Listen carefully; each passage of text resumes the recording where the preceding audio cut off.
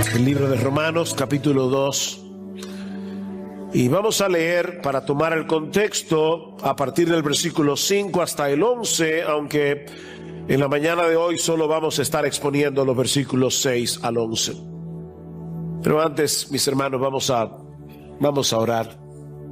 Vamos a pedir que el Espíritu Santo descienda con poder sobre la iglesia hoy. Soberano Señor, nuestra esperanza está en Jesús y en nadie más. Nuestra esperanza está en Él para llegar a tu presencia. Nuestra esperanza está en Él para servirte, para alabarte, para predicar tu palabra. Oh Señor, no tenemos la menor confianza en nosotros mismos. Ven y ayúdanos, Señor, en nuestra debilidad, en nuestra mucha debilidad, porque te lo pedimos en Cristo. Amén. Versículo 5. Mas por causa de tu terquedad y de tu corazón no arrepentido, estás acumulando ira para ti en el día de la ira y de la revelación del justo juicio de Dios, el cual, aquí está nuestro texto, pagará a cada uno conforme a sus obras. Lo mismo que vimos en Mateo 25. El Señor pagará a cada uno conforme a sus obras. A los que por la perseverancia en hacer el bien buscan gloria, honor e inmortalidad, vida eterna. Pero a los que son ambiciosos y no obedecen a la verdad, sino que obedecen a la injusticia, ira e indignación. Habrá tribulación y angustia para toda alma humana que hace lo malo, el judío primeramente y también el griego. Pero gloria y honor y paz para todo el que hace lo bueno, al judío primeramente y también al griego, porque en Dios no hay acepción de personas.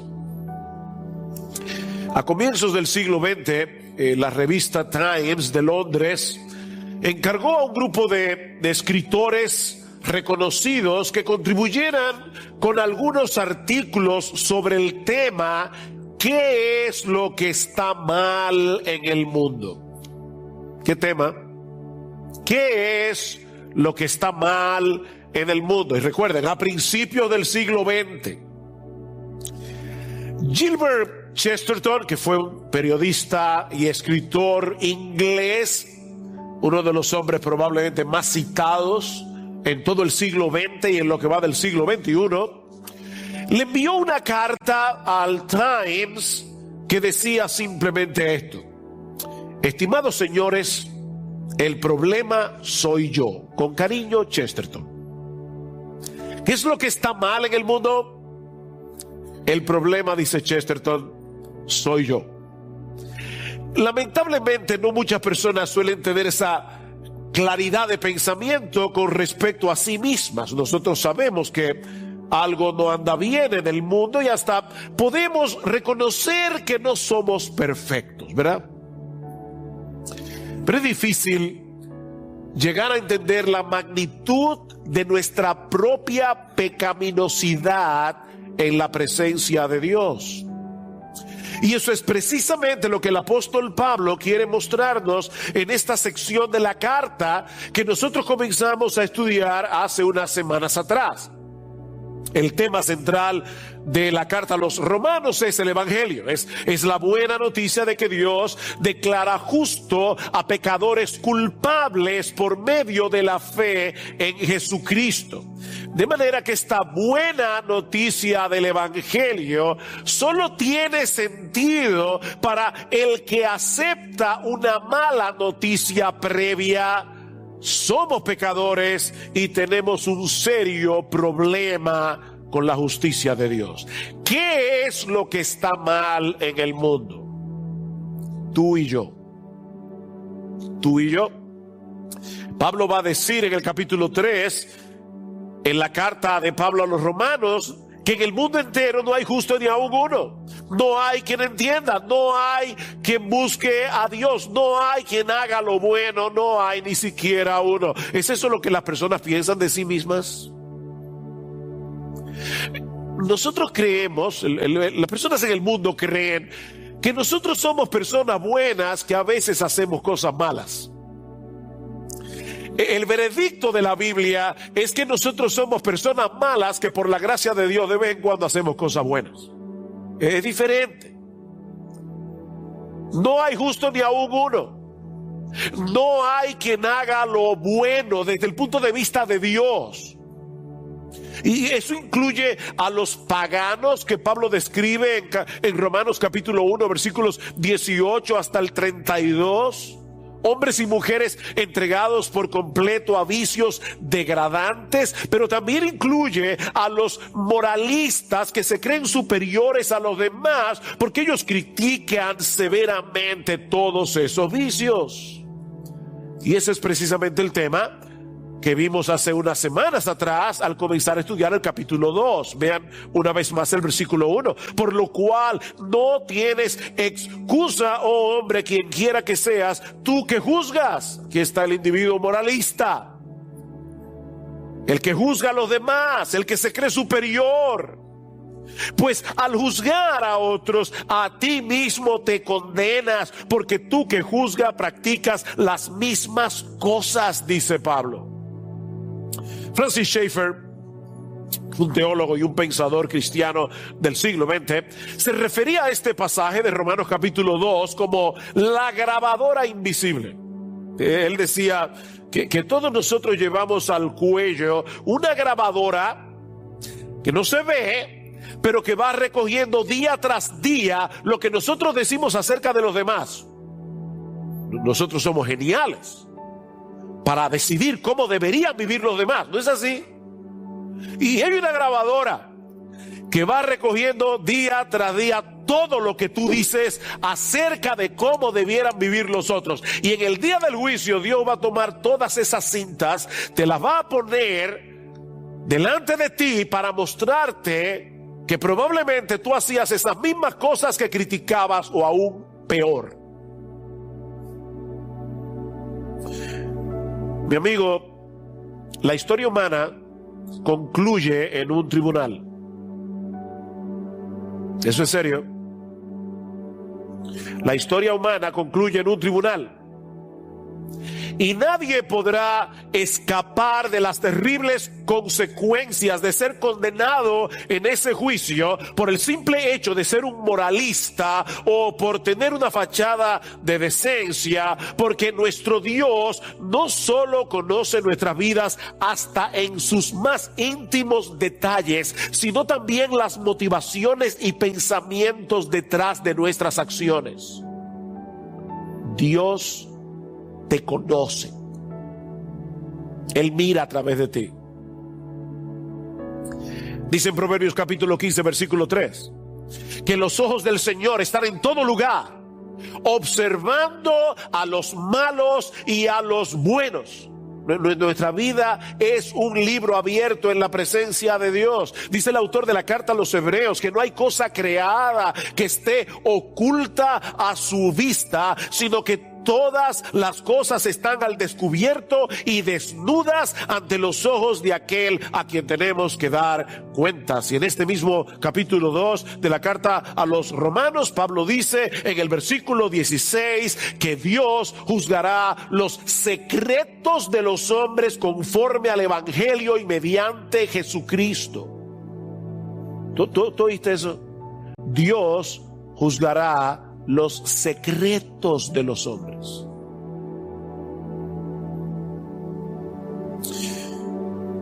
Tarde o temprano, todos vamos a comparecer ante el tribunal de Dios. Eso es tan cierto y es tan serio que sería una completa insensatez vivir de espaldas a esa realidad. Este juicio, dice Pablo, y es mi primer encabezado en la mañana de hoy, es un juicio universal. Es un juicio universal. Vean el versículo 6 otra vez. El cual pagará a cada uno conforme a sus obras. En el versículo 9, hablando acerca de los impíos, Pablo dice: habrá tribulación y angustia para toda alma humana que hace lo malo. El texto dice literalmente: para todo ser humano que hace lo malo. El judío primeramente y también el griego. Todos los seres humanos, de todas las razas, de todas las nacionalidades, de todas las culturas, van a estar allí. A veces nosotros hacemos planes y se nos frustran, creemos que en la fecha tal vamos a estar en tal sitio, pero las cosas no suceden como las habíamos planificado. Bueno, ¿sabes una cosa? Si hay algo de lo que tú puedes ahora mismo estar absolutamente, completamente seguro, es que en el día del juicio todos nosotros estaremos en ese tribunal. Esto es universal.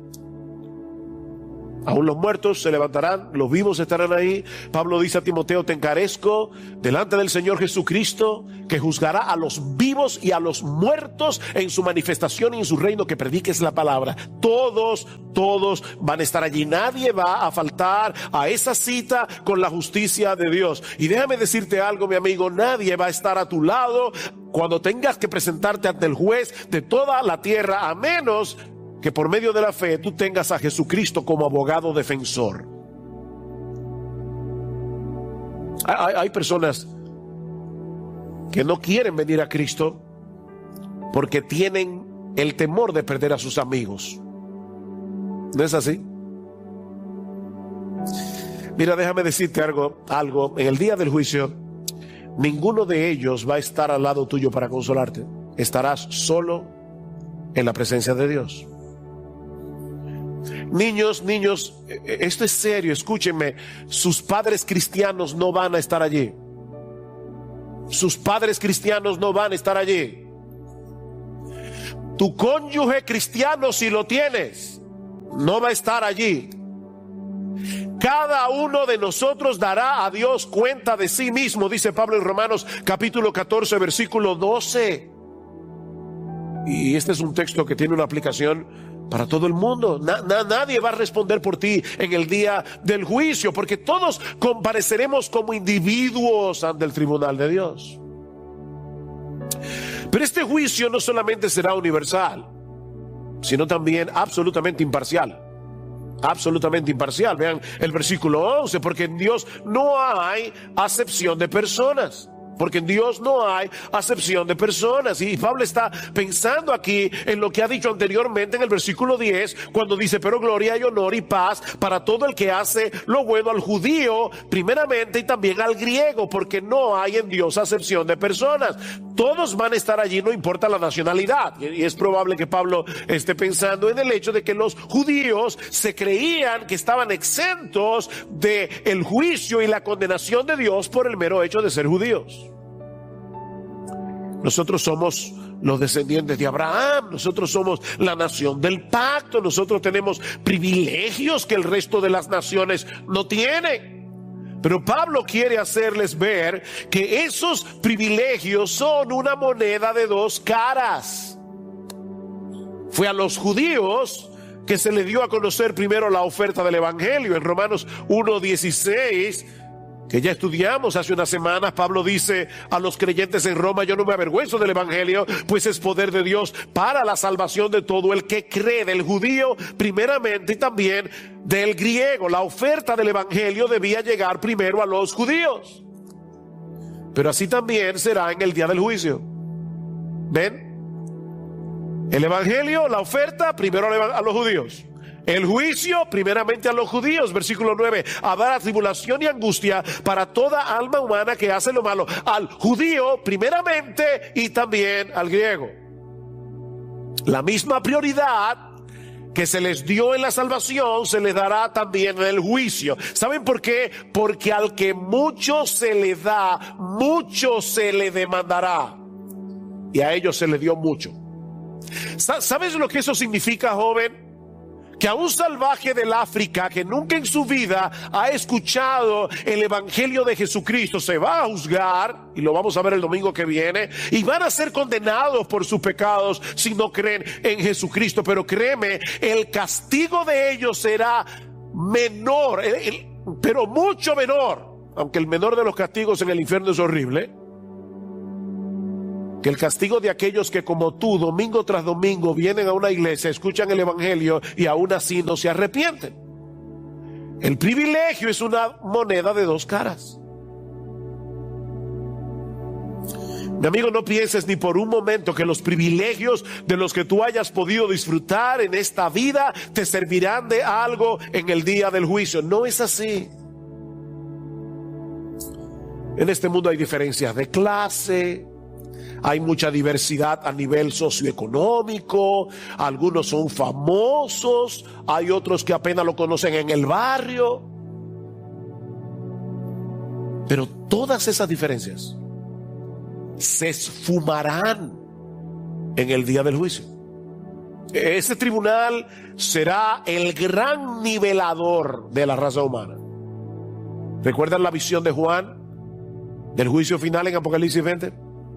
Dice en el versículo 11: vi un gran trono blanco y al que estaba sentado en él, de cuya presencia huyeron la tierra y el cielo, y no se halló lugar para ellos. Y vi a los muertos, grandes y pequeños, de pie delante del trono. Los muertos grandes y los muertos pequeños, los famosos y los desconocidos, los ricos y los pobres, de pie, como acusados delante de Dios. Y los libros fueron abiertos, y otro libro fue abierto, que es el libro de la vida, y los muertos fueron juzgados por lo que estaba escrito en los libros según sus obras. ¿Oyeron? Según sus obras. Este juicio será universal, este juicio será imparcial, pero Pablo nos enseña también lo mismo que Juan nos dice en este pasaje de Apocalipsis: este juicio será por obras. Este juicio será por obras. Vean el versículo 6 de Romanos 2: el cual pagará a cada uno conforme a sus obras.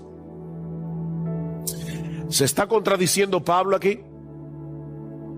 Porque en todo el libro de Romanos, Pablo insiste en el hecho de que la justificación del pecador se obtiene únicamente por medio de la fe, sin las obras de la ley, como dice Romanos 1:17, porque en el evangelio la justicia de Dios, la justicia que da Dios, se revela por fe y para fe, como está escrito: mas el justo por la fe vivirá. Esa es la esencia del evangelio, que el pecador es declarado justo delante de Dios, no por sus obras, sino por medio de la fe, ya que por medio de las obras de la ley ningún ser humano será justificado delante de Dios, dice en Romanos capítulo 3 versículo 20.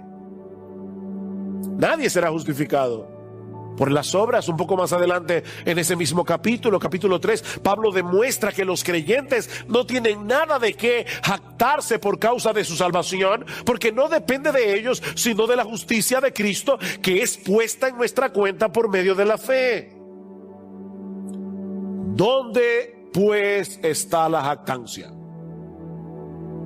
¿Hay alguna razón para que un creyente se jacte de ser creyente? Dice Pablo: no.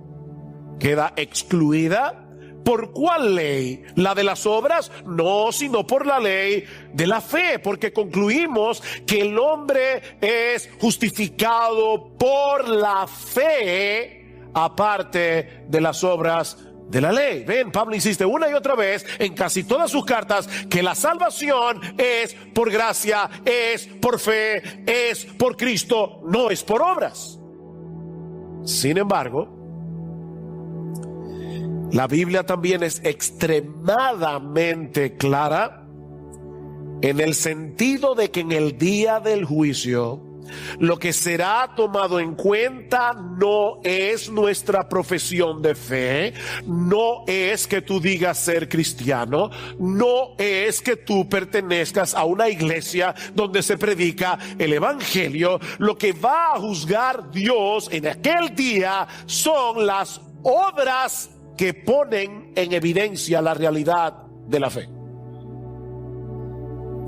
Las obras que ponen en evidencia la realidad de la fe. Venid benditos de mi Padre, al reino preparado para ustedes desde antes de la fundación del mundo. ¿Por qué? Porque tuve hambre y me diste de comer, tuve sed y me diste de beber, estaba enfermo y me visitaste, tenía hambre y me diste de comer, me recibiste en tu casa.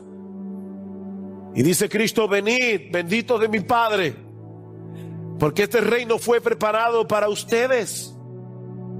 Mis hermanos, nadie será salvo por sus buenas obras, sino por haber puesto toda su confianza únicamente en Cristo para salvación. Pero en el día del juicio, esa fe será vindicada a través de las obras de los creyentes, como también quedará evidenciado por las obras quiénes fueron los incrédulos que no confiaron en Cristo, muchos de los cuales son miembros de iglesias evangélicas y creen que van camino al cielo. Y en el día del juicio, sus obras va a evidenciar que su fe era falsa. Muchos me dirán en aquel día, ¿recuerdan, Señor, Señor? En tu nombre echamos fuera demonios, en tu nombre profetizamos, en tu nombre hicimos muchos milagros, y yo le declararé, nunca os conocí, apartaos de mí, hacedores de maldad. ¿Cómo se va a evaluar eso? A través de las obras. En Isaías capítulo 3, versículo 10 al 11, Dios le ordena a Isaías que le haga saber al justo que le irá bien, porque comerá del fruto de sus manos. Eso que el justo hizo va a ser recompensado. Pero ahora escuchen la otra cara de la moneda. Ay del impío. Ay del impío, le irá mal, porque lo que él merece se le hará. Lo que él merece. Mis hermanos, en este mundo las cosas parecen funcionar al revés. ¿Cómo es posible que en una encuesta el 89% esté en contra de la implantación de la ideología de género en la República Dominicana, pero nuestros gobernantes quieren secuestrar ideológicamente a nuestros hijos? ¿Y saben qué? A veces usan su poder político y su poder económico para imponer esas ideologías perversas, diabólicas, inmorales y faltas de sentido común. Aquí las cosas parecen funcionar al revés. Oh, mis hermanos, pero el día llegará cuando todas las cosas van a funcionar al derecho. Ese día llegará porque Dios se encargará, Dios mismo se encargará de que el justo reciba la recompensa de sus manos y que al impío se le dé lo que merece. Yo he dicho muchas veces y lo voy a seguir repitiendo aquí en el púlpito, de verdad, miren, si no hubiera un juicio final donde cada uno reciba lo que merece, esta vida es una broma muy pesada. Pero hay un juicio. Hay un juicio. Jeremías 17:10. Yo, el Señor, escudriño el corazón, pruebo los pensamientos para dar a cada uno según sus caminos, según el fruto de sus manos. ¿Ven el punto? Seremos juzgados no según la fachada de decencia que nosotros podamos mostrar a los demás. No será sobre la base de nuestra religiosidad. Nuestro Dios escudriña el corazón. Nuestro Dios prueba los pensamientos, dice Jeremías. Él conoce perfectamente lo que de verdad somos, lo que tú y yo somos de verdad, y que va a evidenciarse a través de lo que hacemos. Por eso dice el texto, para dar a cada uno según sus caminos, ¿ven? Y para dar a cada uno según el fruto de sus obras. Según el fruto de sus obras.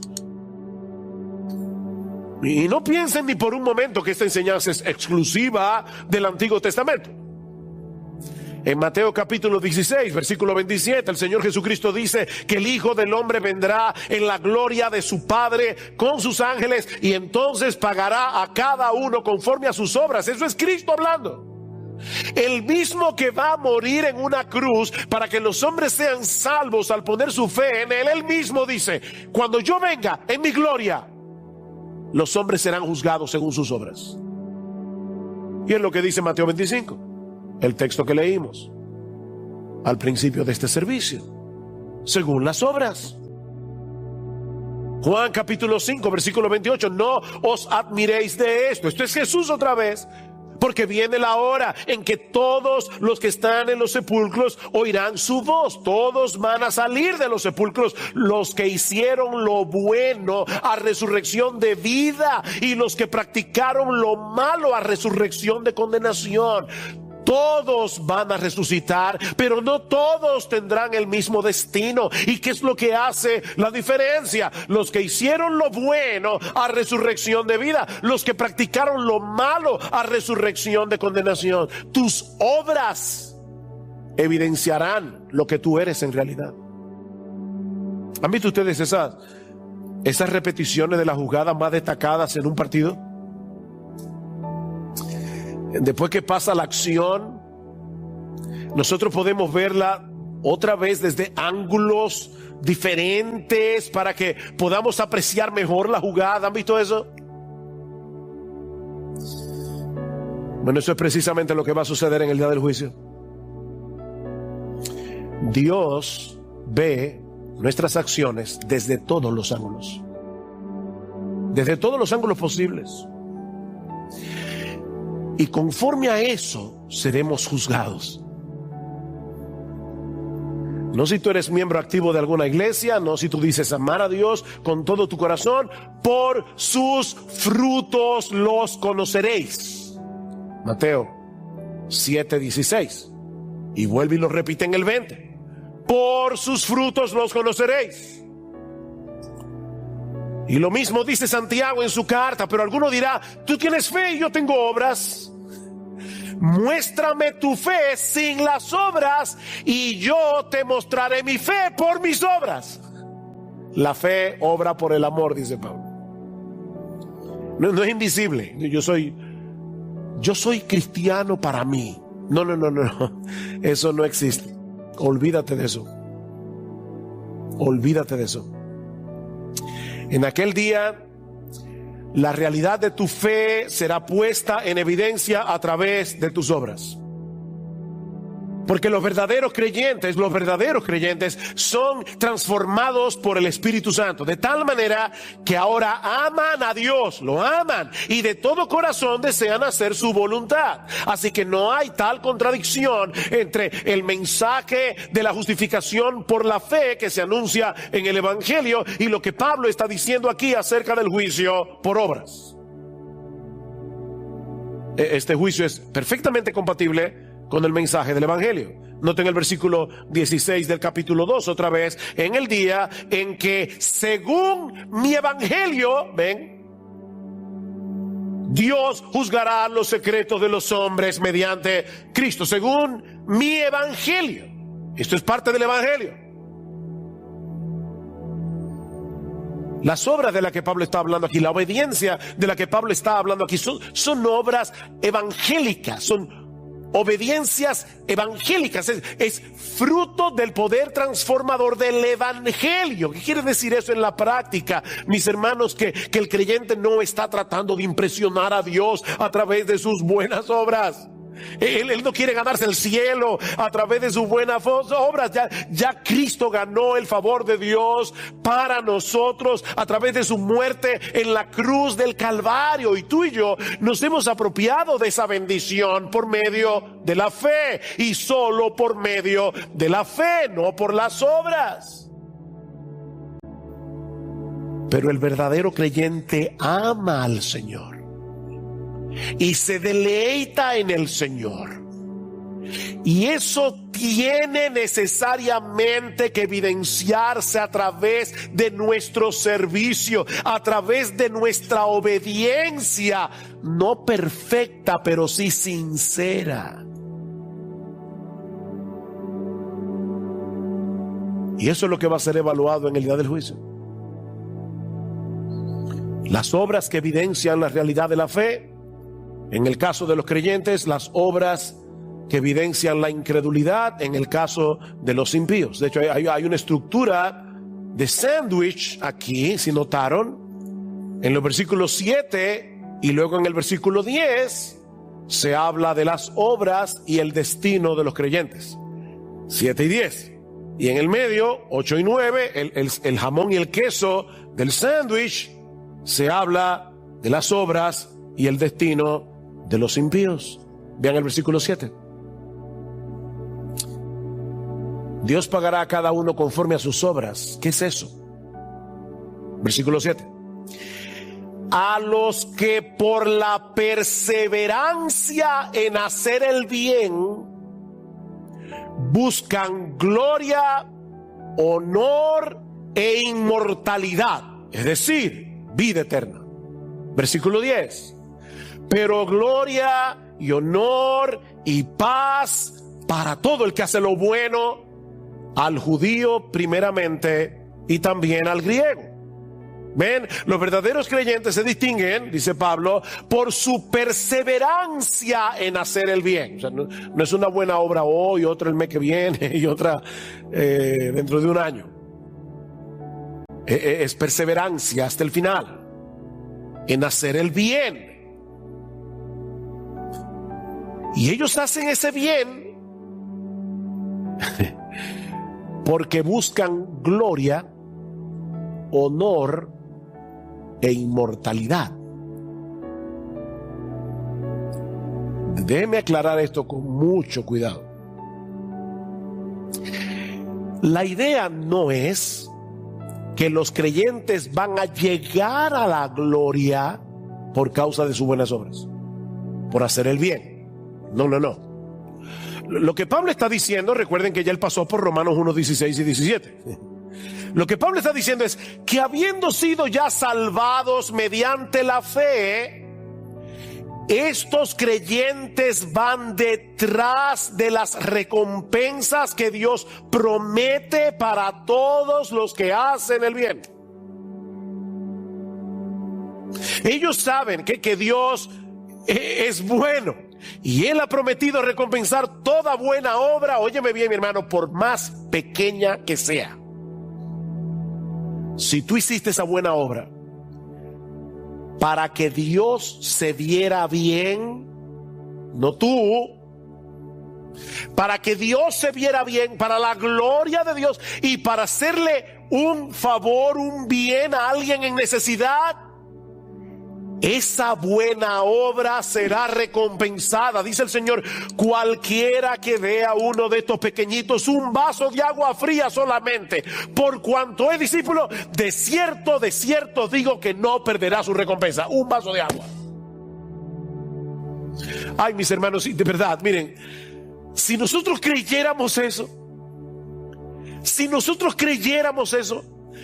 que por cada buena obra que nosotros hagamos para hacer quedar bien a Dios, para mostrar su poder en nosotros, su gloria, como el evangelio de ese Dios es tan poderoso que cambia egoístas orgullosos en personas que hacen el bien, eso le da gloria a Dios. Y Dios se encargará de recompensar cada una de esas obras. ¿Y cuál es la recompensa? Gloria, honor e inmortalidad. ¿Qué gloria? Pablo no está diciendo aquí lo que yo hago para la gloria. Claro, yo lo hago para la gloria de Dios, pero la gloria de la que se habla allí es la gloria que Dios va a compartir contigo. Cuando Cristo vuelva en gloria, nosotros seremos manifestados con Él en gloria. Las aflicciones del tiempo presente no son comparables con la gloria venidera que en nosotros ha de manifestarse. Los justos resplandecerán como el sol en el reino de su Padre. Los que enseñaron la justicia a la multitud resplandecerán como las estrellas del firmamento. Esa gloria.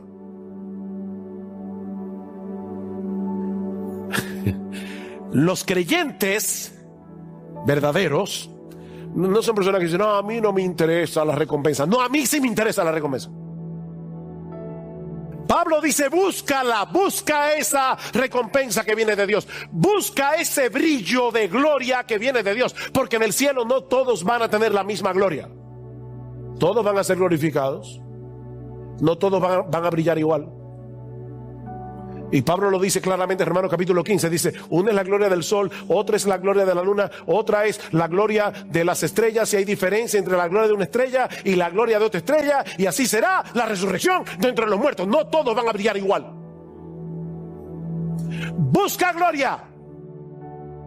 La parábola de los talentos en Lucas 19, yo no tengo tiempo, véanla en sus casas. Dice, te di un talento, ¿cuánto hiciste? ¿Cuánto ganaste con el talento? 10, Señor.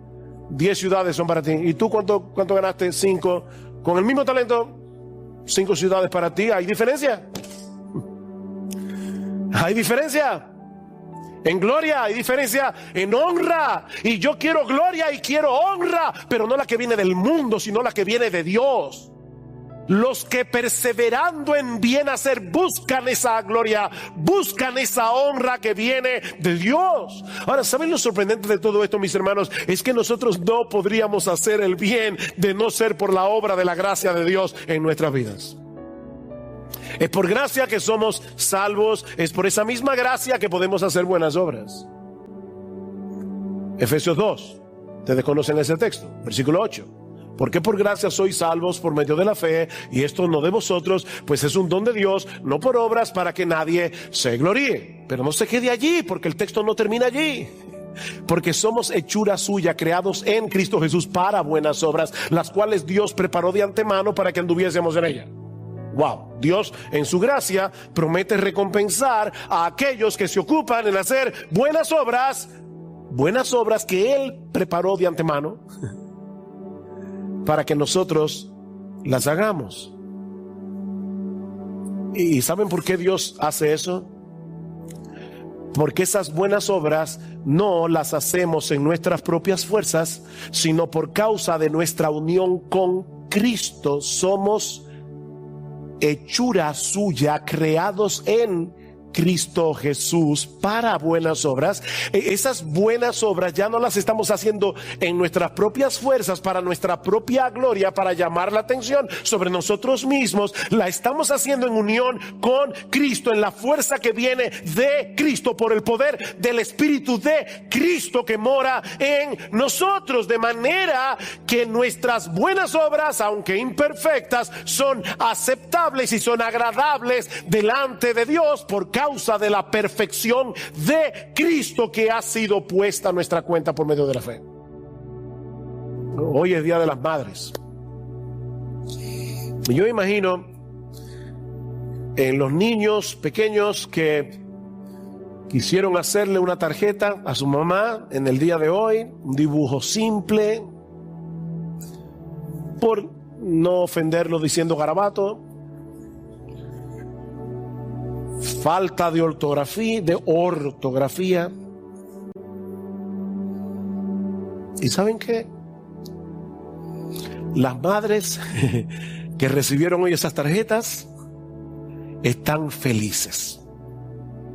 Ellas no esperaban un Rembrandt ni un soneto de Shakespeare.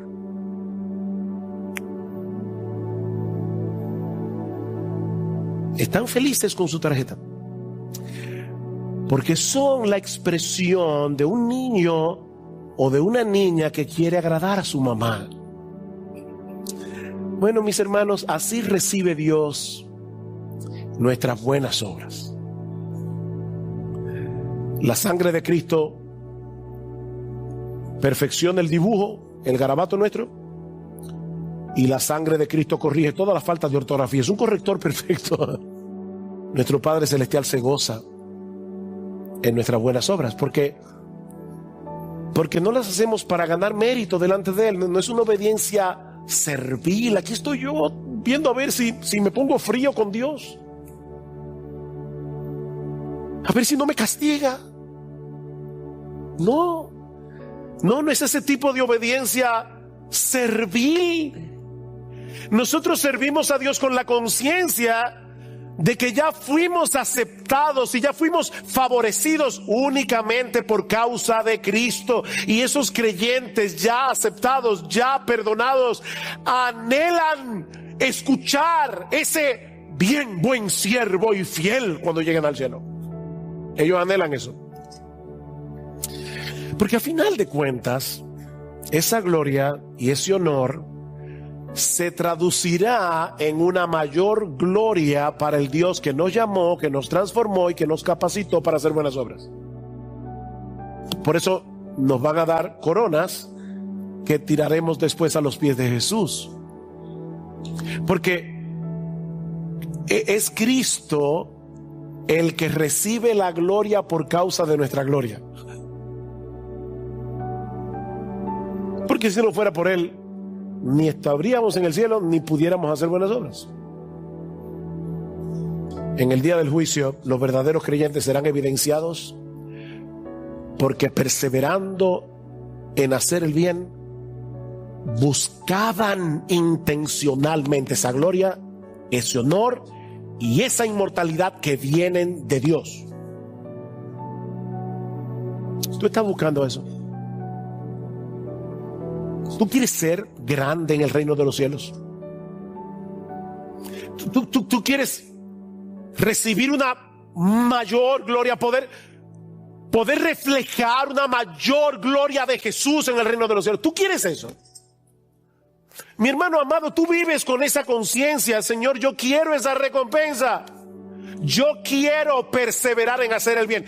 Yo voy a usar los recursos, los talentos, el dinero, mi casa, lo que tú me des, todo lo que yo pueda con la oportunidad que yo tenga para hacer el bien.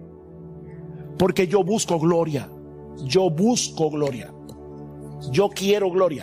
No la del mundo, no. Yo quiero la gloria que viene de Dios. De ahí el contraste con los impíos. Vean ahora el sándwich, versículo 8. Pero a los que son ambiciosos y no obedecen a la verdad, sino que se complacen, obedecen a la injusticia. ¿Recuerdan? Romanos 1:18, la ira de Dios viene desde el cielo contra toda impiedad e injusticia de los hombres que detienen con injusticia la verdad. Es lo mismo que está diciendo Pablo aquí. Pero a los que son ambiciosos y no obedecen a la verdad, la palabra ambicioso significa literalmente egoístas ambiciosos. A los que son unos egoístas ambiciosos y no obedecen a la verdad, sino que obedecen a la injusticia, ¿qué vendrá sobre ellos? Ira e indignación. Habrá tribulación y angustia en el infierno por los siglos de los siglos para toda alma humana que hace lo malo, al judío primeramente y también al griego. Uy,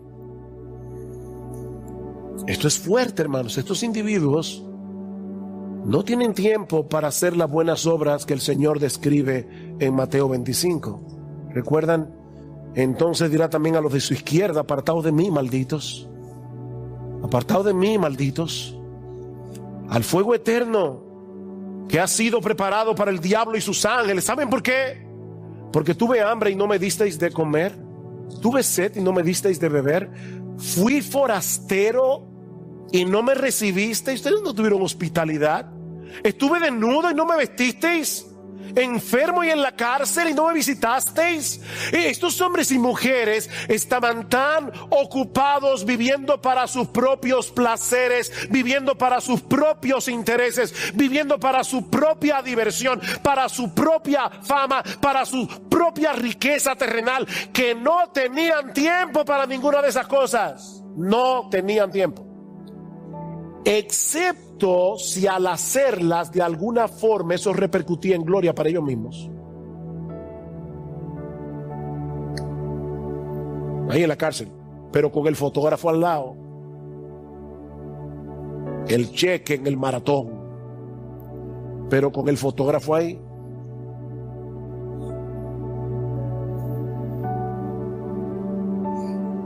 Ustedes ven el contraste, hermanos. Son dos estilos de vida completamente distintos. Porque el evangelio produce una transformación radical en aquellos que vienen a Cristo en arrepentimiento y fe. Y al final eso va a conducir a dos destinos distintos. Los creyentes a la vida eterna, que no es otra cosa que gloria, honor y paz, dice en el versículo 10. Así describe la vida eterna: gloria, honor y paz en la presencia de Dios. Eso fue lo que Cristo compró para nosotros en la cruz del Calvario: gloria, honor y paz. Y esa paz de la que se habla aquí no es una simple ausencia de problemas. No, mis hermanos, es el disfrute de una dulce y deleitosa comunión con Dios sin tener que experimentar nunca más la seducción del pecado. ¡Wow! ¡Qué bueno será eso! Y esta es la vida eterna, que te conozcan a ti, el único Dios verdadero, y a Jesucristo a quien has enviado. Oh, qué paz será aquella. ¿Qué paz será aquella cuando ya no seamos tentados nunca más? ¿Qué paz será aquella cuando nunca más sentiremos vergüenza por causa de nuestros pecados? ¿Qué paz será aquella cuando todas las células cancerosas del pecado habrán sido completamente eliminadas de nuestro cuerpo y de nuestra alma? Gloria, honor y paz en la presencia de Dios. Los justos resplandecerán como el sol en el reino de su Padre. ¿Y qué de los incrédulos? Dice Pablo, experimentarán ira, la ira de Dios, indignación, tribulación, angustia en el infierno por los siglos de los siglos, eternamente separados de Dios, que es la fuente de todo bien. Ellos quisieron mantener a Dios fuera de su vida, y eso es precisamente lo que ellos van a cosechar al final del camino. Ira, indignación. Mi amigo, esto es serio. Tu vida termina en un tribunal donde solo hay dos veredictos. Mateo 25:46. Irán estos al castigo eterno y estos a la vida eterna. No hay otro lugar. No hay purgatorio, mi amigo. No hay purgatorio. Solo hay cielo y hay infierno. Y los dos son eternos. Eternos. Hermanos, amigos que están aquí en esta mañana, métanse esa palabra en su mente y en sus corazones. Eternidad. Para siempre. ¿Recuerdan aquella famosa frase que Dante Alighieri puso en su Divina Comedia, en las puertas del infierno? Entrad por estas puertas vosotros que ya no tenéis esperanza. Ya no tenéis esperanza. Tan pronto traspasas el umbral de la vida hacia la eternidad, ya no hay cómo devolverse, ya no hay esperanza. Es vida eterna o vergüenza y confusión perpetua, dice la Biblia. Mi amigo, ¿cuál de estos dos estilos de vida te caracterizan a ti? Yo no te estoy preguntando si tú eres miembro de IBCJ. ¿Cuál de estos dos estilos de vida te caracterizan a ti? Porque solo hay dos tipos de personas en el mundo. Solo dos, no hay tres. Los que perseveran en hacer el bien, buscando gloria y honra que vienen de Dios, o los que viven para su propia ambición egoísta, buscando la gloria que viene del mundo. Solo dos. Unos se distinguen por su vida de servicio, buscando el bien de los demás, dice el Señor Jesucristo en Lucas 22:27, porque ¿cuál es el mayor? ¿El que se sienta a la mesa o el que sirve? No es el que se sienta a la mesa, pero ¿saben qué? Yo estoy entre vosotros como el que sirve. El más grande se humilló. ¿Tú quieres ser el mayor en el reino de los cielos? ¿Estás buscando tú ese tipo de grandeza? Que es capaz de ocupar el último lugar, de ponerse en la posición de un siervo en lugar de ser servido, porque esos tendrán una mayor gloria en la presencia de Dios. Los otros se distinguen por una vida totalmente opuesta, donde la gloria de Cristo no tiene lugar, donde el yo procura ponerse en el lugar más encumbrado. Mi amigo, ¿cuál de estos dos estilos de vida te caracterizan a ti? Y miren, mis hermanos, yo sé que los cristianos tenemos una lucha en nuestro corazón por causa del pecado que mora en nosotros. Ese es un tema que Pablo va a tocar más adelante cuando llegue al capítulo 6 de la carta a los romanos. Hay una lucha, pero ¿estás luchando? ¿Tú estás luchando?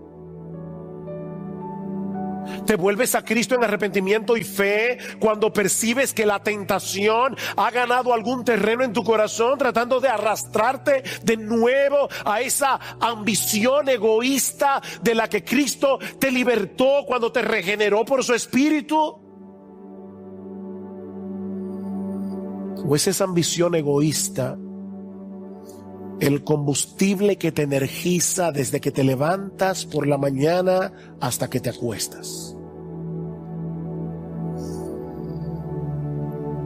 Hay lucha, pero estás luchando. Hay lucha, pero te estás arrepintiendo.